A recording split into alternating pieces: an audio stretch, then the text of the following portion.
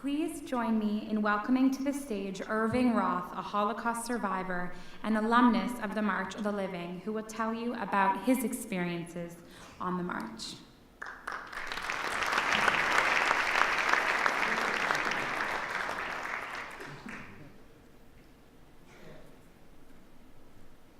Good evening. I'm not quite sure how to address you. I guess the best way, my dear fellow humans. I consider going on the march a privilege accorded to me not just by the March of the Living organization, but by providence itself. Every time I stand next to the cattle cart in Auschwitz, where I arrived decades ago as a 14-year-old. I look at the car and I live a miracle. Every time, the March of the Living is different. The surroundings are the same. Yet it's different because the people who surround me are different, come from different places. My first return to Auschwitz was in 1998. It was on the afternoon of the march where over 10,000 Jewish teenagers from all over the world stood in silence as the shofar was sounded, signaling the start of the 2-mile march from Auschwitz I, slave labor camp, to Birkenau, death camp. I marched in silence, contemplating the experience of decades ago.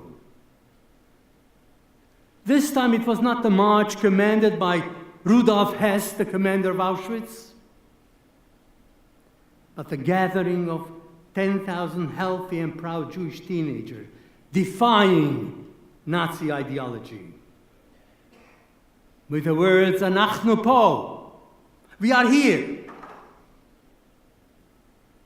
Your weapons, gas chambers, cruelty and murder, though still extremely painful, did not destroy our spirit to live a moral and decent life. At the end of the march, we were stepping on the ashes of over 2 million of our brothers and sisters, fathers and mothers, as we entered the death camp of Birkenau. It was with reverence for their life and death. Their spirit lives in us. The message, Zachor v'lo tishkach, remember us and don't forget, is indelibly seared in our mind.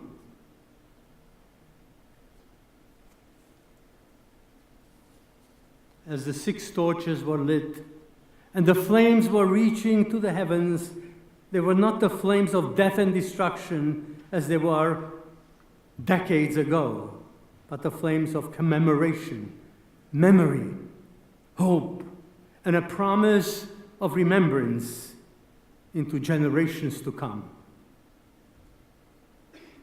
After the ceremony at the monument and the lit torches, I spoke to my group of youngsters.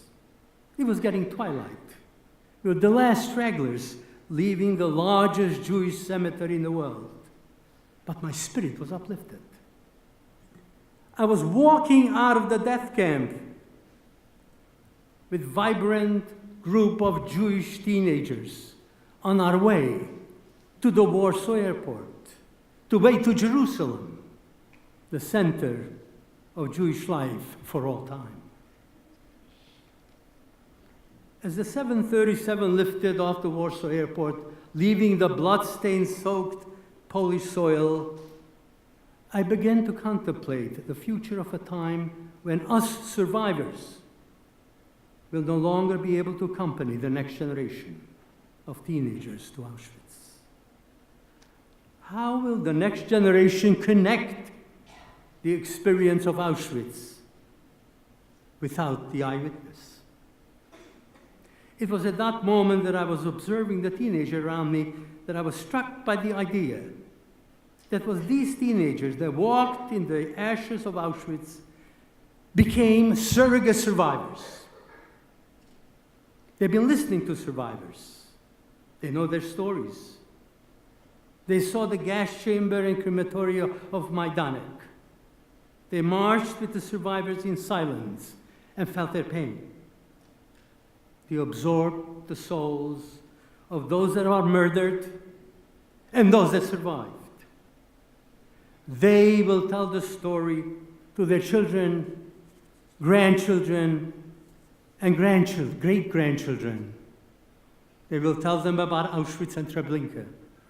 They will tell them about Majdanek and Sobibor, Melno and Belzec. They will retell the story of Jewish life that was in Europe at one time.